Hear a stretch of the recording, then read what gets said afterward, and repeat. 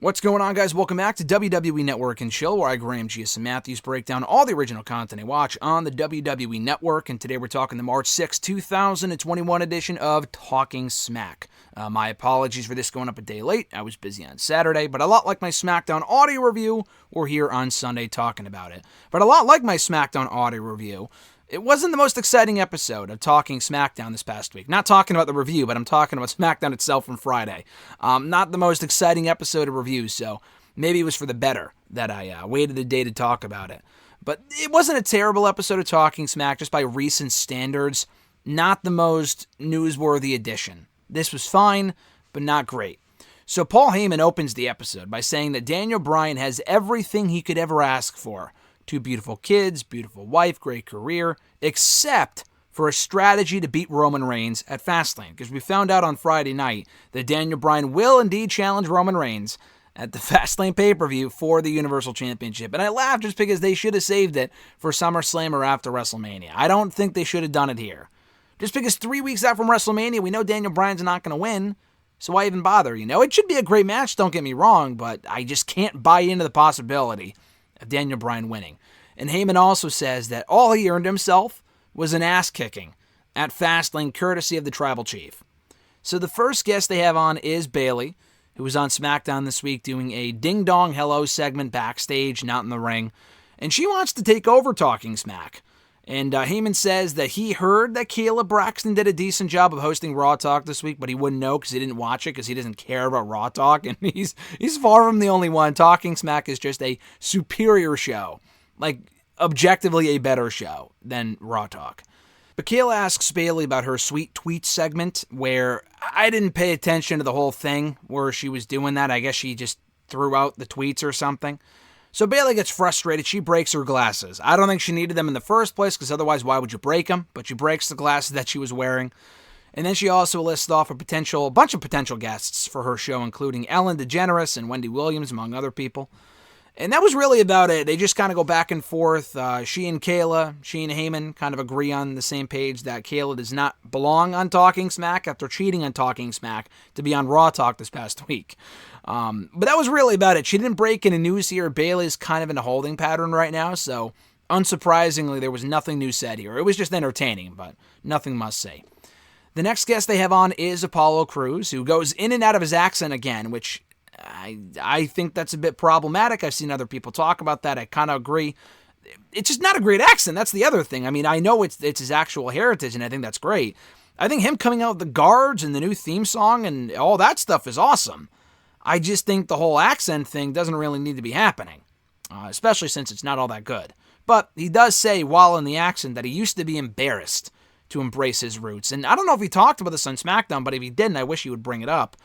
That he used to be embarrassed to embrace his roots, and that he wants to be a warrior just like his ancestors were. And, you know, Kayla brings up, why do you think you deserve another opportunity at that championship that Big E holds, that Intercontinental title, if you failed 2 or 3 other times before? And he said that he never failed. And the difference now is, look at who he is now. Look at who I am now. And I'm more dangerous than I've ever been. I'm ready to take that title from Big E. I'm looking forward to seeing him back on SmackDown next week. And then after he walks away, Paul Heyman says about Apollo Crews, and usually Paul Heyman will be, very disingenuous and kind of play up the people while they're there and then talk shit about them behind their back. But he says about Apollo here, he calls him a main event talent. And in 2021, Apollo Crews, in Heyman's opinion, is going to be a top-tier WWE superstar. The last 2 guests they have on are Rey and Dominik Mysterio. Rey says that it's no secret that he's been training his son Dominik really, really hard to be the best that he possibly can be. And he says that Gable has been puppeteering Otis to be his bitch lately, and apologized for the language that he says. And we never really hear swears on the show, but he calls Otis a bitch. He also brings up how he's been overcoming odds his entire career, and how Otis and Gable will be no different. I mean, obviously, it's fucking Otis and Chad Gable. I mean, who cares? And I like those guys, but the whole heel tag team thing, I just don't really care. He gets really intense here, talking about the whole, Otis and Gable thing, blah, blah, blah, and whatever, and how they're a thorn in his side. It's a feud I don't really give a shit about. Who cares? Honestly, who cares? And he says that Gable and Otis do not understand the idea. They have no idea the magnitude of the hurricane coming their way. Not exactly sure why he used the word hurricane. Unless we're getting a Shane Helms appearance, I'm not exactly sure why he would say that.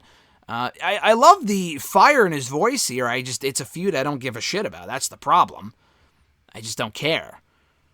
But yeah, I mean, I thought this was a decent episode of Talking Smack. The fire from Rey was great. Cruz was good. Bailey was entertaining. It just really wasn't all that newsworthy. And we didn't have Big E on the show this week. I thought, again, Cruz was good.